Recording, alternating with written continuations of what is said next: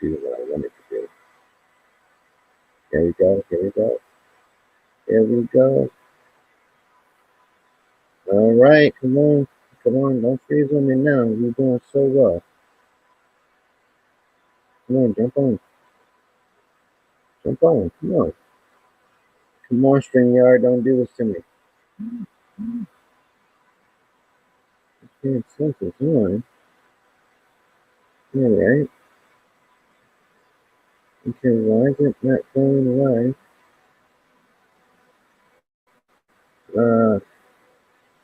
You're doing so well, StreamYard. You're doing so well.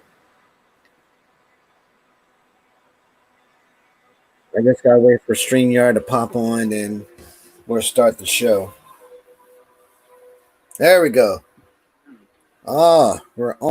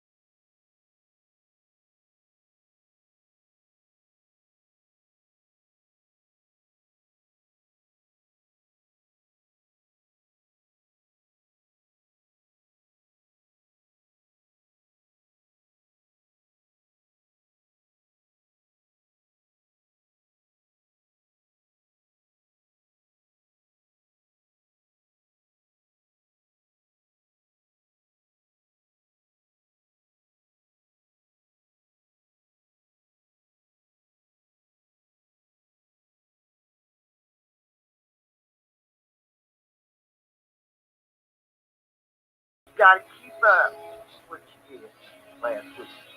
That's it. I mean, big time. They all came together. They were all putting in. I was loving it, and I was like, "Now, wait a minute."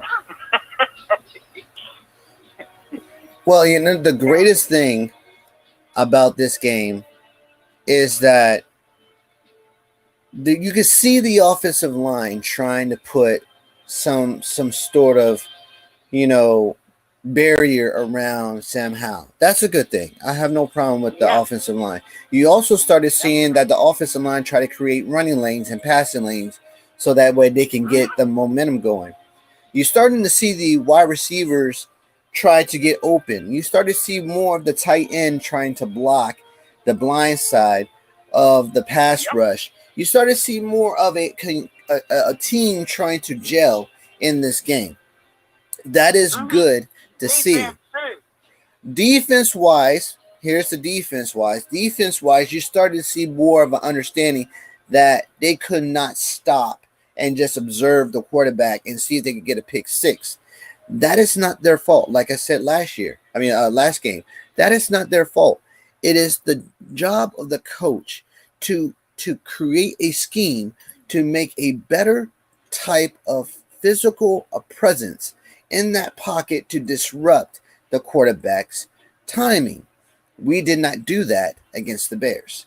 What we did, we dropped back and said, okay, let's see what they're going to do. Let's see what they're going to do and see if we can combat it. You don't have to play the Bears that way. They were 1-4 for a reason. You don't have to play back and think, okay, here we go. No, rush the guy. He can't run out of the pocket unless he's being chased. If he's dropping back and bootlegging, he's going to find an open wide receiver. But if he's being pressured, he's going to throw the ball into the defender's hands so we can run the opposite way. And that's what you saw here. You saw it here in the Atlanta's game. See what happens when you rush the quarterback or try to? He's going to throw into double coverage. He threw it to Jamin Davis. He threw it to Fuller. And he actually threw it to Benjamin St. Jude when he disrupted the pass. You're starting to see more of a disruption pattern we have never experienced in the last game. Deron Payne. Got us a Right, touchdown. exactly. I love To Big Steve's credit, he did mention Emmanuel Forbes. Mention Emmanuel Forbes could be a good thing, but I think you should never bench him. I think you should have switched him or put him in a blitzing role until he finally understands that, hey, just maybe I need to bring him into the tackle box to sack the quarterback. Now what you're doing is you're setting him up in, this is how we blitz. I love doing this. That's how you did with Eric Fuller. Why don't you do that with Emmanuel Forbes instead of sitting him on the bench? You don't sit him on the bench. You make him learn by you blitzing the quarterback. Look, that's how we did with what's his name? Jordan Reed, not Jordan Reed. What did it say? Reed Dowdy. Reed Dowdy was 5'6", and he couldn't tackle nobody. So what did you do? You brought him in to sack Russell Wilson when we were playing him in the playoffs, right? So that's my thing. And you know what? And I'm not going to forget this guy. This guy is the co-host on the Enhanced Sports Show. It's on 4 to 6. None other than Louis Tenor. What is good, Lou? Thank you, Rasul. You're welcome, man. I can't forget you, man. I'm glad you're here because I want to bring up a question after this segment I'm thinking about because we got to talk. And you know what game it is. I can't help but look and see why. My question is why? Because we'll get to that in a minute because I want to give you this question here and then I'll give you the other question I was thinking about. But the game against the Commanders and Atlanta Falcons, as you picked the Atlanta Falcons to win, because you had no confidence in the quarterback, offensive line, and defense. They showed up, Lou. They showed up and they actually took it to the Atlanta Falcons. Now, Ritter, he was 3-0 at home. I was really impressed by how they responded. They responded like, "Oh, we're not going to go, flat again. We know what our mistakes are. We're going to show you what our mistakes are." They actually responded well. But in my opinion is the running game was all right. It wasn't spectacular as I was hoping it to be. I still think AG needs to be unleashed, because when AG is unleashed, he's unstoppable. You don't run him between the tackles. You just don't, because the tackles are not ready yet for that type of running game. They're more ready for the Brian Roberts. Antonio snuck that touchdown. Exactly. I love that. I think Brian is getting a feel against the Falcons. I think he likes hitting the Falcons between the numbers. And he just loves it. You could tell he loves it. This guy, he's gonna get it.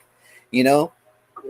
I think what they need to do is to have a third dynamic. So you got Johan Dotson, you got Terry McLaurin, you got Cole Turner, you got Logan Thompson, and you got Curtis Samuels, and then you have. I still don't think they really see. This is why I keep saying they should not put Dami Brown in the game, because Dami Brown is not going to catch the ball between the numbers, because he's too worried about trying to duke a player than catch the football. His mindset is not in the game. It's asked about himself. And that's what I think he needs to sit down. That's the dude you need to sit down.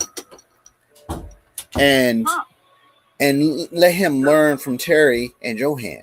But you just can't allow a player to think, "Oh, I'm gonna show them my flash. Yeah, look at this. Oh, what? No, not yet, man. You're not what's that guy's name for the Bills? Well, who's that, the wide receiver for the Bills? Oh, you talking about I need to number 14. Yeah. What's his name? I know he was a former Terrapin. What Oh Davis. Dog, why can't he get the dude name? Because he was one of my favorite wide receivers. This is the same thing that happened with Hall. I forgot Hall's name because he's one of my favorite corners. D'Angelo Hall. I forgot D'Angelo Hall's name one time before when I was giving a point. And I'm like, oh man, can't forget his name. And I'm like, yo, if D'Angelo Hall was listening to my podcast or my show, he'd be like, man, how you can forget my name, man? I gave my heart and soul for this thing. What's his name? Gosh, Diggs, Stephon Diggs. Diggs. So Stephon Diggs. Him and his brother. Yeah. Well, his brother is out for the year because he tore his ACL. But if you, I'm gonna get to Lou on that question too, because it was my next thing I was gonna ask him. But Stephon, Donnie Brown is not Stephon Diggs. Only Stephon Diggs can show you flash because he's proven it. Donnie Brown hasn't been in the league that long to show you the flash. Yeah. He broke it open one time before. Don't get me wrong. I understand that. But you got to do it several times for you to be considered a threat. Just like, Terry McLaurin, he's a threat. He is what? I think he's like 100 yards away from beating Jordan Reed in that. He's already beaten. Oh, he's already beaten him. But there's another stat that says that he's on pace for another one to be. So that's how you be a threat. You move up, and then you start to be number one. But here's my thing, and I need Lou to help me out with this because this is very, very important. Do you believe that AG is a threat that many teams hope that doesn't catch fire besides Brian Roberts? Do I think he's going to catch fire? Yeah, do you think he's going to catch fire? Because right now this is October. You got November and December coming up. Yeah, I think he could catch fire. season going. So, Yes. I think it's a very good possibility. Very good possibility. So what would you say that possibility is? And then we're going to go into the Cowboys, and I wanted you to answer this question for me because, I mean, like I said, with the way he's been running so far, I'm finally injury, of course. I think he could, keep the season going, go up there, guys. Unless injury occurs, which, isn't anybody's here. And that is a real good state. I'm glad you said that. That is a good point. If he doesn't get hurt, if he doesn't get injured, I think this team is in set for a good playoff run. It might be a wild card. In the beginning, I wasn't too sure about Sam, and I'm still not. But this team has right now 3-3. I know it's a little bit early. I still say 6 games. This could be a good wild card team if they don't win the division. Now, my thing is I would rather see the Bears catch fire so we can put it on them like they put it on us. I don't think so. Hey, don't you do this to me, Lou. Don't do that to me because I'm making a point. I'm making a point. Don't do that. Not just now. We haven't got to that point, but when I come to you, then I'm like, okay, Lou has a point. You don't have a point right now. No, I'm joking. I'm joking, bro. You're good. You're good. Let's go to individual stats right now, and then we're gonna go into that question I have for you. So right now, I'm looking at the stats. Well, actually, I'm looking at the depth chart, and I'm trying to find. No, let's go ahead to. Let's go to. I don't see. I see roster. Stats. Let's go to stats, right? Because we gotta look at stats. Right now, I'm kind of the reason why I'm not too. The home game for us is not really good. We're 1-2 at home, right? 1-2 at home is horrible because we've been 1-2 at home before. Here's the stats on the team. Right now, Sam Howells has 1,500 yards passing. Brian Roberts has 302. Antonio Gibson has 69. You know what that stat says that to me? I'm an analytical guy. 69 for a second string running back. It says that he's not a threat. He can run maybe 3 or 4 yards, and we can stop him. When he's in the lineup, they're like, okay, he's going to run 3 or 4 yards. Let's stop him anyway. And they stop you behind the line of scrimmage, and you're like, can't believe they stopped me behind the line. But you know that your stat says you only average 2.8 yards per carry. That's abysmal. That is the most horrific thing you can do in the offense. And you hate being a second string because you're like, I can't break one. I can't break one for 20. You would love to break 20 yards on a defense that doesn't believe you can. And this man did it in the COVID. He went for 100, and he actually helped us to a 41 point over the Cowboys. So if you have a tandem such as this, now don't exclude Tarek McLaurin with 342 yards.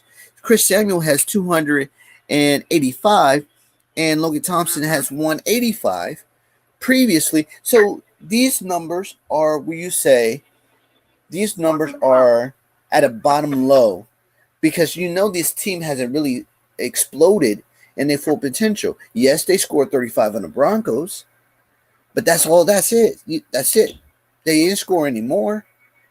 We average actually 27.5 points right now because of that 35. Now, if we average more like the Dolphins, then I can say I'm not worried about the stats because we already proven we can run up the score. We can't run up the score now because teams are now playing us because we want to run up the score. So, Lou, this brings me to my question. Yeah. Dallas and the Chargers, my friend. What happened? Yeah, I know. Because right now, that team, the Chargers, had you on the ropes. I mean, literally, you were like Roy Joyce Jr. and his opponent. He'd send you an uppercut, and you were staggering for a little bit for 3 rounds. Yeah, like I said, with an uppercut. That's Yeah, for sure. I know. And then the fourth quarter, y'all saw to get your speed back, and you sort of stable, you sort of wobble. You got your knees taped. You actually drunk your water bottle. You got back up and like, okay, I see a winning play. Let's use that. And they scored and won the game. My question to you is, what's happening to your team, man? Yeah, they are looking a little bit, rusty right now. Yeah, it's got problems. But with the exception of, the Eagles, the AFC East is looking a little shabby this year. So it doesn't surprise anyway. But hats off to the Jets for beating the Eagles, though. Yeah. Yeah. Wow. Our defense is shaping up, so that could be a factor there. Our defense has really stepped up. Considering we needed it because, ever since Rodgers went down, that would take it a direct hit. But we managed to escape that. Right, and that was so important you to say. You escaped the impossibility of winning to winning, right? And that was my point. Right now, you're starting to see what the Cowboys are. They are very lucky because of the fact that they haven't really established themselves yet. Even with a 4-2 record, they are still in a process of losing another game, maybe 2 games to be 400 or 500, like us. We're just one game away from being 4-3. They are 2 games away being 4-4, which I'm starting to see they might lose another game or 2 or 3 because of the fact their defense are experiencing Trevon Diggs is out for the year, and they're relying on Bland, the CB, to help them out, and they still need a second. That's why they go to a Tampa 2. They play a Tampa 2 a lot because they know they don't have the strength no more. So they play a Tampa 2 more often, but they don't have the players to play a real strong Tampa 2, which is another point I want to make. And Lou, you're here, and I'm glad you're here. You can help me out. Right. You're a running back. Tony Pollard out, hand or shoulder, I forgot. Yeah, I think it was a shoulder. Yeah, shoulder. So who's your backup? We gotta look at that. But Pollard, is our best running back, and that could also hurt us a lot. Exactly. That's what I'm saying. The injuries are going to pile up, and I'm pretty sure that it's gonna amount to some sort of domino effect, and that's my point with this team here. The East right now, the NFC East is wide open, even though that the Eagles are 5-1. The Eagles could eventually fly down to 500 too. So here's the greatest thing. Here's the thing. The reason why I'm saying that is because right now teams are good. Teams around the NFL are really good, even though with the 1-5. Yeah. The Giants is even good with a rotten 1-5 record because they have our number. This is the point I wanted to connect to. This is why I did this, to connect it to the final point, and then we'll move on to the Wizards. Commanders, Giants, our next opponent, 1-5. We head up to New York. We have a really bad record up there. Yes, we had our bouts up there. Mostly the Giants had finished with us with the uppercut, but sometimes we took and snuck them in the gut and then punched them in the forehead. This time, we have a really bad opponent with a really good defense, and that defense is Thibodeau. Thibodeau has really been emerged and gave us a headache, and just really dismantled our offense. I don't think this offense is ready for it. Rivera is going to have to put up another sign similar to "Do your job." Yeah. Well, here's the problem with that, because if you look at Thibodeau and Lawrence, Thibodeau can rush our end with anybody right now. This is why I don't understand why we kept Sadiq Charles. This is why I don't understand we let go of Eric Flowers, because Eric Flowers was one of the most stable guardsmen that we had in the front. Now we weren't on Andrew Wiley, who's actually he's becoming a little bit of a problem, but he's actually stabilizing late. We have a problem on the other side, with Charles Leno. Hats off to Charles Leno. Sorry about his wife being, having miscarriage. Our prayers and thoughts are with his family. I think he's full of burden right now. He might play better. He might just go and wall out. I'm hoping, because we need somebody on that right side, excuse me. But on that right side, we need somebody stabilizing over there, But if we're going to avoid the rush, we got to run up the middle. We have to run up the C gap. The A and B gap is going to be plugged by those linemen. And I'm pretty sure they're going to bring in the blitz. This coordinator for the Giants, he's desperate. And when this team is desperate to win, they'll blitz. They'll bring the side blitz. They'll bring the corner blitz. They'll bring the mom and the blitz. They bring their uncle from Panama to come over here and blitz with them. They'll bring everything. They'll bring a kitchen sink and throw it at Sam Howell just for a win. And this, Right. so this, this, Wait a minute, my maiden name is Sink, so I can score it like that.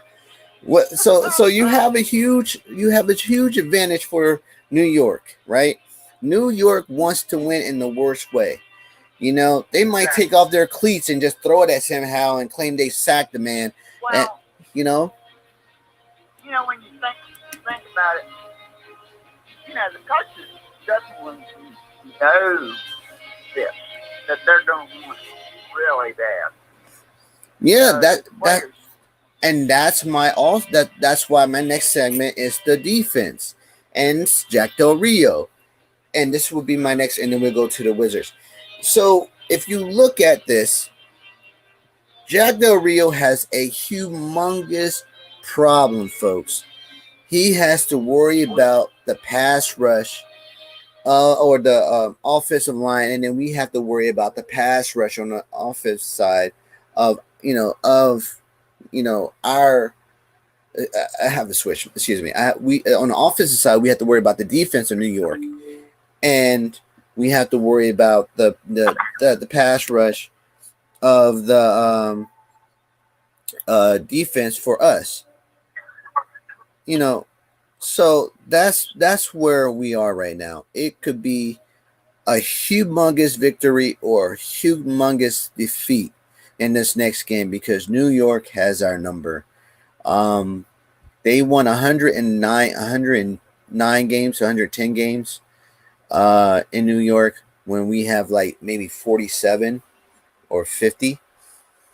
And I think if we're going to make a statement, we got to be We're going to have to step up. We're going to have to do more than that. We're going to have to cheat. We have to poke some eyes out. We have to bring a shank. No, I'm just playing. I'm not doing that. I'm just playing. But we have to make sure we carry the victory in New York, because we want the home game to be the game that they come to Washington and try to win. And if we can't have that, there's no reason for us to be in the wild card. 517-606-6234. State your name for the record. My name is Elizabeth. Well, welcome, Elizabeth. I'm glad they had you on the DME Sports Show. What team do you represent? The Ravens. The Wizards? Okay. Well, let's go into the Wizards since you're here. Right now, we beat a really awful team, and internationally, we actually won against the Hornets, the Charlotte Hornets. We actually won against the Knicks in a preseason game and lost to the Toronto Raptors 134-87, I believe. So, yeah, just as I predicted, even though we're 3-1, that last game just proves to us that this team is going to fall. Our first game in the regular season is going to be against the Pacers, Indiana Pacers. So, who do you think is going to win, the Wizards or the Pacers? Wizards. All right, Steve. All right, Wizards. all right, Coach. 571. All right, 571 is probably thinking about her answers. So I said Wizards. Oh, Wizards. Okay, thank you. I didn't see you light up here. So it's a unanimous. I'm still out on that, win because of the fact that I do not like Denny. Denny Ajinajad is the worst NBA player ever, and it's stated on the stats that he is the worst player for this team. And if he's in the lineup, he is not, and I repeat, not going to allow a single shot to be tested. He's just going to look at it and then go, oh, that's how you make a shot, and then go back on offense. Daniel Gafford is ranked third in the preseason and block shots. The rookie, Bilal, is second in steals, 2.8. Doesn't mean anything. It didn't translate into a win. I'm still out as jury that we're only going to win at least 19 wins, 60 losses. And the reason for that is our team is unexperienced. Our team would not play defense. In that game, we allowed 134 points to be scored. Toronto played more of a defense than we did. And that shows you my concern. Big Steve, I have a question. Yep. Help me out here. Bilal, the rookie, has not done anything but scored at least 2 to 12 points. Is he the draft pick that we wanted, or a draft pick that we desperately just had to pick because we lost on Jabakari Walker? Yeah, I think it's a draft pick that we just had to take.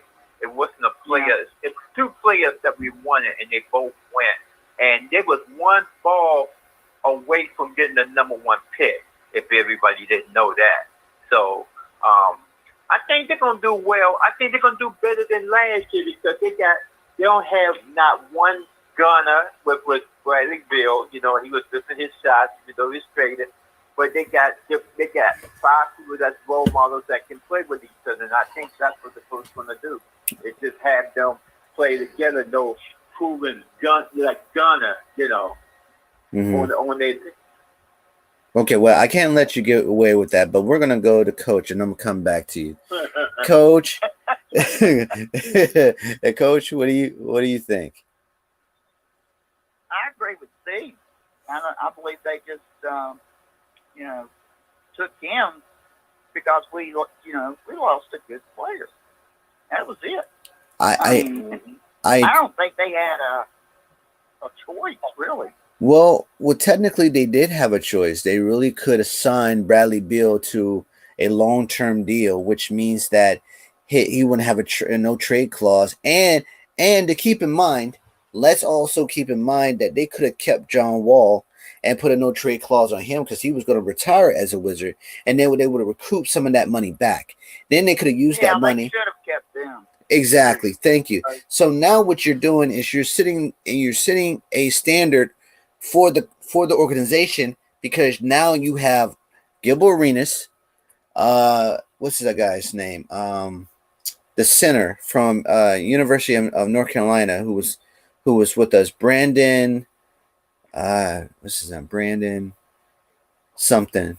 He was our. Then you got Durant. Well, Durant is not going to be a Wizard because he doesn't like the organization. I understand now why he didn't come to DC. But if you look at it like this, you have a big three in the Suns, which is going to dominate us when we play them. I have no problem to show this organization that they really screwed up in letting this player go. And it doesn't make any sense to me. But Steve, you can't see Bradley Beal miss his shots. You can't say that because the man actually scored 55 the previous year. 55 points. But we still lost. That's the thing about it. You can score as many points you want. But bro, listen. I mean, I think we got a better defense now. No, we don't. No, we don't. You can't say we have a better defense. You can't say we have a better defense. No, don't worry about the last preseason game. I mean, we was like the series before we played them. So, you know, watch when they play the Pacers Tuesday night. I'm gonna say, okay, I told you so, and I'm gonna tell you that next Saturday. I'm gonna explain to you why we're gonna lose to the Pacers. The Pacers has Rick Carlisle as their head coach now. Rick Carlisle has played us so many times, and we have never beaten the Pacers the last 2 seasons at home. Well, excuse me, we haven't beat them last year because of the fact we didn't have Bradley Beal. We had Kuzma. So here's what I'm going to say. We have Halliburton, we have Benedict, and we have Obi Toppin. Now, Obi Toppin was a Nick. Hold on.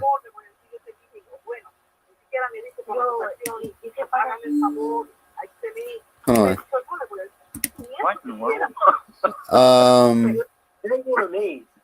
I think that's 571.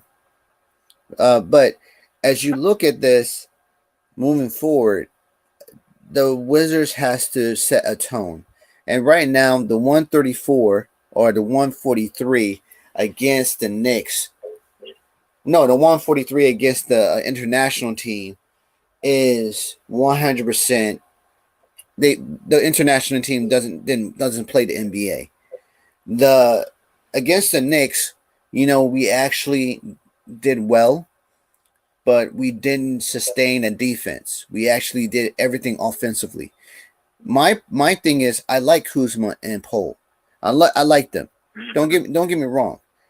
My problem is everybody afterwards. We have Daniel Gifford and Corey Kispert. We could have had Bradley Beal stay with us and still generated those players.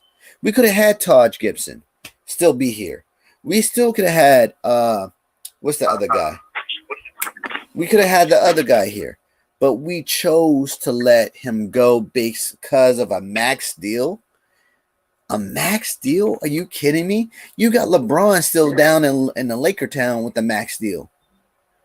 Come on now. You got that guy, what's that guy's name? Ingram with the Pelicans with the max deal. He's still down there. You got the Celtics, for goodness sake, with the tandem with the max deal, and you want to get rid of Beal because of it? Come on, man, you're killing me. You're killing me. But now, you know, it's okay. You know, we're gonna lose. We're gonna lose gracefully. You know, we got the rookie, we got the other people. Don't get me wrong. I like the threes being shot. I don't like the rookie. I really don't, because the rookie only averaged 12 points per game. That's it.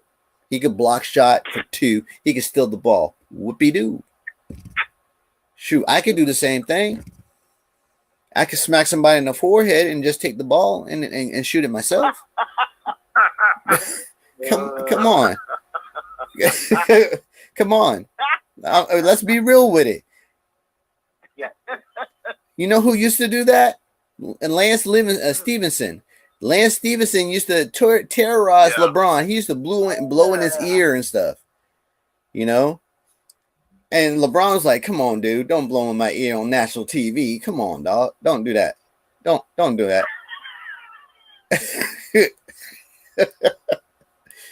Yeah, I was. Wham. No, I'm serious. You got to pull that up on YouTube because that's the funniest thing you can ever do. And blow in another man's ear and think everything's kosher and stuff. That is the funniest thing. And then not only did the man blow in his ear, he actually terrorized LeBron to the point LeBron just threw the ball into the stands. Is like, go ahead, look, we're gonna go give you the possession. Go ahead, man. We're gonna go ahead and give you the possession, then we're gonna beat you. It is the most funniest thing. See, pardon that time when the guy was pulling in his beard. Yeah. That's yeah. Oh Lord, talk about getting him. That was Lord funny. have mercy. That is the funniest thing I ever seen. I like seeing that on the court. Like the one time when LeBron was playing for the Heat, and then they were playing against the Cavaliers, and then he blocked for the Cavaliers against his own player, and then it was Dwayne Wade, and then Wayne's like, "Yo, what are you doing? You play for us." He was like, "Oh, my bad," and I'm like, "Are you serious, bro? Right. Are you serious? Are you okay? You want to sit down?" Yeah, no, I'm serious. I can pull up so many funny things that players did. What's up? Elizabeth, you all right? You okay? You want to talk? I was laughing with you. I know. Do you want to say something? No. Okay, no worries. But thank you. Yeah, it was the funniest thing that LeBron did, Elizabeth, and it was funny, and I still to this day like to see those things on bloopers, NBA bloopers. It's the greatest thing. But we got 4 minutes to go. What I'm going to do is I'm going to give you the greatest segment in the world that is on the DMV Sports Show. Folks, you're going to participate in the 7-3 ratio. Yes, folks, it is the greatest segment in the world. You're going to, so the process of the 7-3 ratio is you're going to give me your 7-3 ratio, which means that you are going to love for this team to beat another team by 7, or you're not confident in this team winning this game, but you're giving them a 3, the chance for a edge in this game. And this game that's coming up is the Washington Commanders versus the Giants. Folks, we're going to go from, since Elizabeth is here. Elizabeth, do you want to start or do you want to pass? Pass. All right, we're going to pass. Big Steve. Okay. 7-3 ratio. Washington Commanders, Giants. Who you got? Commanders 3. Ooh, you're not confident? No, I'm not. Remember, they always play close games, so I'm saying the 3 points. Ooh, I never heard Steve do this, but go ahead, Coach. Yeah. Yeah. Okay.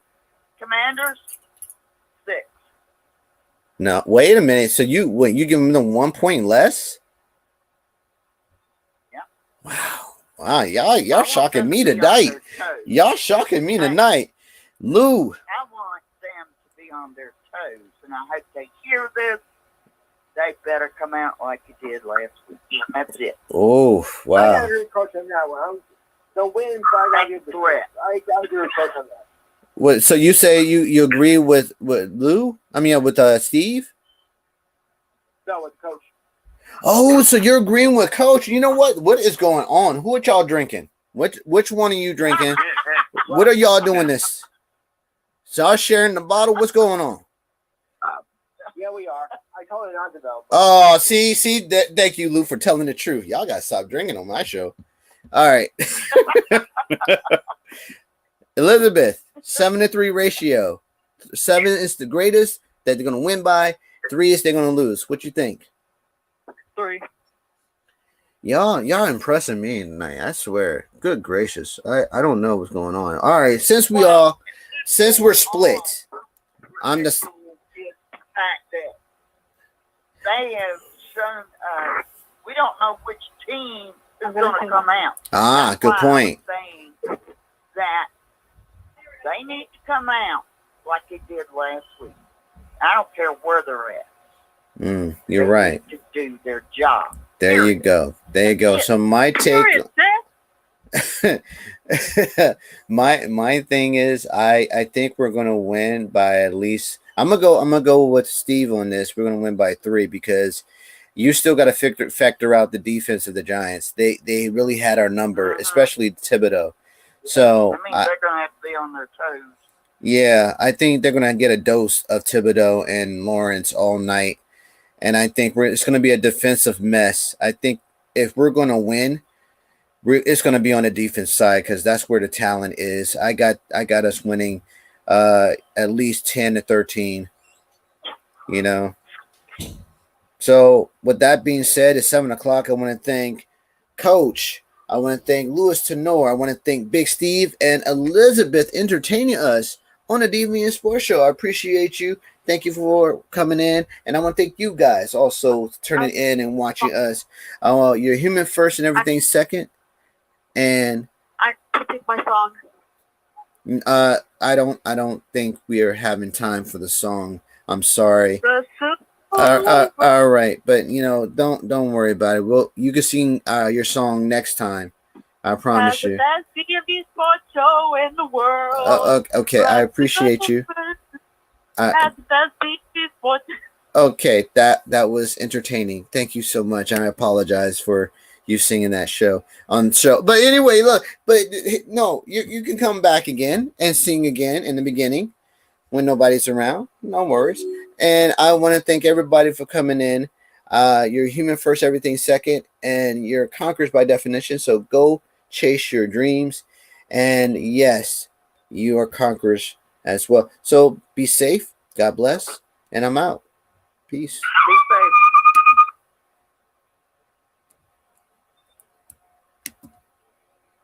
And thanks to you for turning in to the DV Sports Show. We're very entertaining and we're very, very 100%, strict on football. So be safe. God bless. Have a great weekend. Good night.